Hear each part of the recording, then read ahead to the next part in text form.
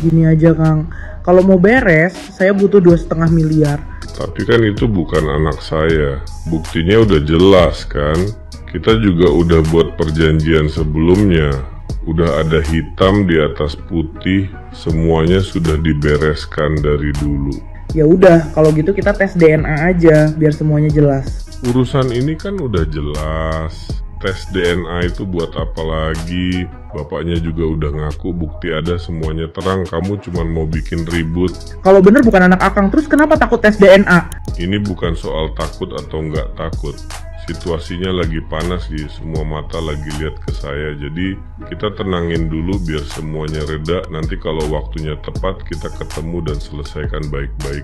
Pokoknya gini Kang, kalau duitnya nggak masuk minggu ini, ya maaf aja, aku bakal spill satu-satu buktinya tiap hari.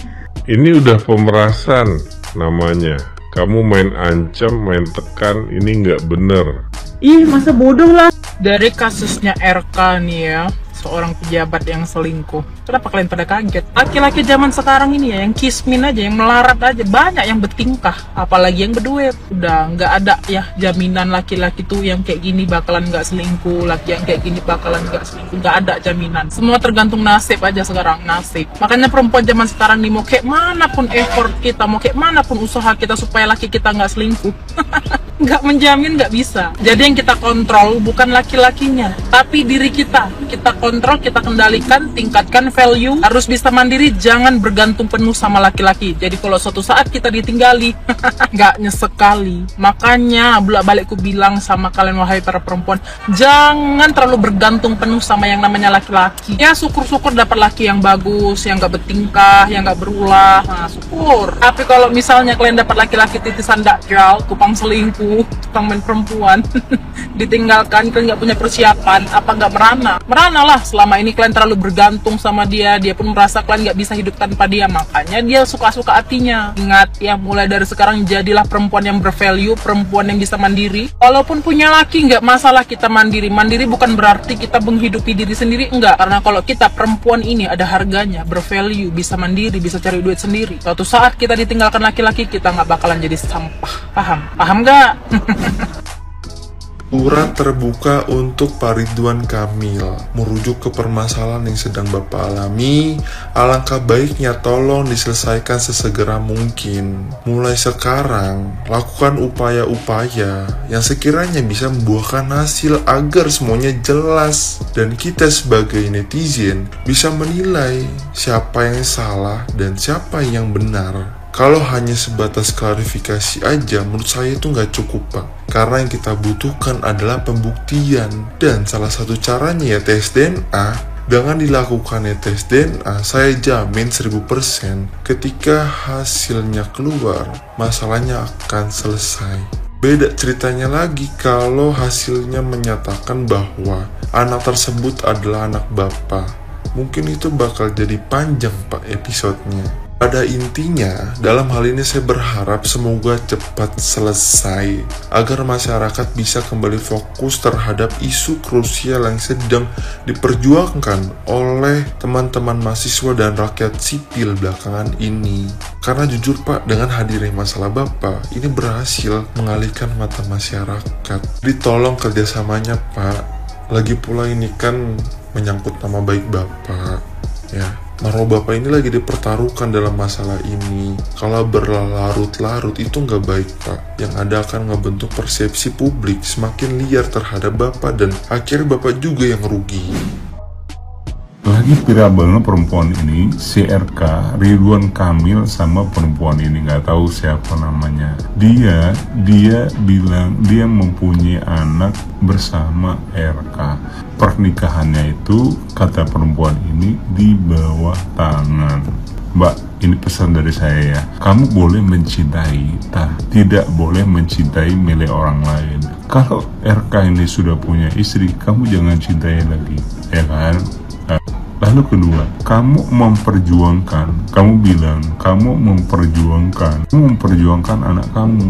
Ya Mbak, kalau punya anak, pernikahan siri, itu kamu tidak bisa menuntut apa-apa, ya kan? Udahlah Mbak, di skip aja kalau seandainya mau terjadi, ya kan? begitu juga. Ini kasihan tau keluarga Pak Ridwan Kamil ini. Keluarganya udah adem-adem, keluarga sakinah mawaddah. Ini kan aib kalian berdua kalau memang ini terjadi. Ini aib kalian berdua kalau emang ini terjadi. Udah skip aja, ya kan, ngapain ribut-ribut? Udah risiko kamu tahu, udah risiko kamu menikah di bawah tangan, risiko, ya kan. Kasihan tuh istrinya Ridwan Kamil, ya kan. Kalau seandainya memang terjadi, tapi kalau nggak terjadi kamu pindah di bulan Ramadan ini dosa tahu, ya kan. Benar nggak teman-teman ya? Kenapa? Kadang-kadang gini ya, tidak boleh kalian lakukan itu terhadap orang lain, ya kan. Sebelum kalian bertindak, itu kalian harus pikirin gitu. Setuju nggak? Kalau setuju, like dan komen dan share. Mantan seorang pejabat, inisialnya R, diduga bikin Hamidun seorang enong-enong. Pertanyaannya sekarang adalah, siapa yang salah, siapa yang jadi pelaku, dan siapa korbannya? Oke, sekarang kita bahas si Akang deh. Karena masa cewek mulu yang duluan disalahin kalau lagi ada kasus kayak gini, ya kan? Si Akang ngebantah, katanya sebelum ketemu si Akang, si enong-enong udah Hamidun. Dan si Akang cuma mengaku pernah satu kali aja ketemu enong-enong itu. Tapi pertemuan satu kali macam apakah yang bisa membuat seorang perempuan langsung mengaku Hamidun? Walaupun si Akang ngebantah itu bukan anaknya katanya, tapi apakah kalian juga merasa bahwa anak itu mirip sama si Akang? Tapi kita juga nggak boleh tuh ngebelain si enong-enong, mau dia kata berjuang demi anaknya lah, apalah. Hello, waktu sebelum lu walasi dot sama si Akang, lo kan udah tahu si Akang punya istri. Sorry ya, tapi woman support woman gak berlaku buat ani-ani. Terus kata si Akang, oh ini awal kenalnya tuh karena bantuan beasiswa. Hello, banyak banget orang yang lebih membutuhkan beasiswa, yang memang orang-orang pinter, orang-orang yang gak ada uang buat sekolah, bukan orang yang di Instagramnya aja fotonya tetong semua. Ini lagi si enong-enong giliran sekarang aja keluar-keluar bilang, ini demi hak anak saya, demi kepentingan anak saya. Lo kan udah tahu si Akang udah punya istri, udah punya anak, kenapa lo tetap gaskan? Makanya deh, udah berhenti deh percaya sama laki-laki pencitraan, tata bicara tutur katanya tuh baik, sok bucin kalau sama bini, sok family man banget. Padahal ternyata kalau nggak ada bini, video call lah nama ani-ani tuh. Pas lagi di mana ya kok bisa video call, kok nggak ketahuan bininya? Enong-enong ini juga ya, lu kok pada nggak ada kapok-kapoknya? Kan udah banyak contoh kejadian percintaan macam kayak begini nih, pasti akhirnya bakal tragis. Giliran sekarang mungkin asupan dana dari si Akang terhenti kali ya, karena kan kemarin itu ada kasus tuh dia digerebek sama KPK. Mungkin aliran dananya stop, enong-enong mau nggak mau kan, enong-enongnya BU baru deh cuap-cuap. Kan gue udah kata, hubungan yang kayak begini itu pasti akhirnya tragis. Makanya waspadalah. Guys, sekarang lagi rame lagi soal isu katanya Ridwan Kamil itu selingkuh. Gua tidak membenarkan sikap Ridwan Kamil kalau itu ternyata benar. Cuman gua bingung kenapa sih sampai hal pribadi ini tuh sampai harus viral di medsos hanya karena seorang Ridwan Kamil ini. Pasti ada awalnya, dan gue yakin awalnya itu adalah ini cewek ini, benar nggak? Mungkin karena ada sesuatu sehingga dia memviralnya. Cuman kalau yang gue nggak habis pikir tuh ya, kalau cewek ini benar-benar butuh duit, kan bisa minta baik-baik ke Ridwan Kamil. Dan kalaupun ini bener selingkuhannya, Ridwan Kamil pasti akan tanggung jawab supaya tidak diekspos ke media sosial. Tapi kalau bukan, ternyata bukan, pasti Ridwan Kamil pun sekarang pun juga dia akan melakukan tindakan langkah hukum dalam menangani kasus ini. Guys, gue pribadi ya berpikir juga nih, apakah mungkin nggak sih si cewek ini ada yang bayar supaya menjatuhkan reputasi Ridwan Kamil? Mungkin nggak, karena setahu gue kan kinerja dan reputasi Ridwan Kamil kan bayar, dan mungkin kedepannya siapa tahu di masa yang akan datang Ridwan Kamil sangat berpotensi juga menjadi seorang presiden loh. Mungkin juga, bener nggak ya kan?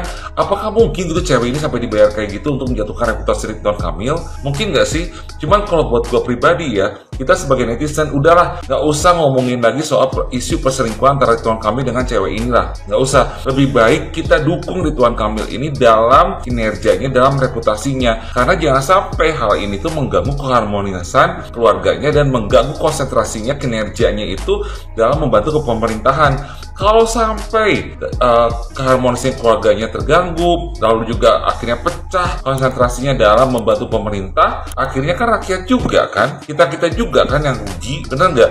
Lebih baik kita stop semuanya ini, nggak usah ada isu perselingkuhan atau apapun juga, lebih baik biarkan saja supaya Ridwan Kamil dan cewek ini yang menyelesaikannya secara pribadi juga, karena ini ranah pribadi. Jangan sampai hal ini juga justru dibuat oleh orang-orang yang untuk menggoreng-goreng supaya mengalihkan isu kita dari skincare lah, supaya ke Ridwan Kamil, dari apapun juga, dari ke Ridwan Kamil. Jangan seperti itu ya. Gue pikir biarlah Ridwan Kamil menjalani kehidupan dengan baik. Kita juga harus ingat bahwa dia juga baru kehilangan anak. Kita harus ingat kesananya. Biarkanlah Kang Emil ini yang menyelesaikan semuanya dengan baik, dan jangan sampai karena omongan-omongan kita akhirnya membuat semakin menggoreng, semakin membuat keharmonisan keluarganya itu hancur, dan akhirnya dia terpecah pikirannya itu, sehingga kinerjanya pun dalam membantu pemerintah pun kacau, yang akhirnya berdampak juga ke masyarakat. Kalau udah berdampak ke masyarakat, dia juga nanti yang disalahin, ya kan, serba salah, bener nggak? Lebih baik stop aja semuanya. Dan untuk cewek ini, mau benar maupun tidak, gue kasih tahu lain kali jangan apa-apa medsos. Gue tahu mungkin ada kekesalan tersendiri, mungkin bilang baik-baik dengan Kang Emil atau apa, tapi tidak ditanggapi atau apapun juga, kita nggak tahu lah ya. Tapi yang pasti dalam hal ini, sebaiknya hal-hal pribadi seperti ini tidak perlu diekspos lah ya, karena berdampak buruk bagi masyarakat dan bukan contoh yang baik untuk masyarakat. Oke?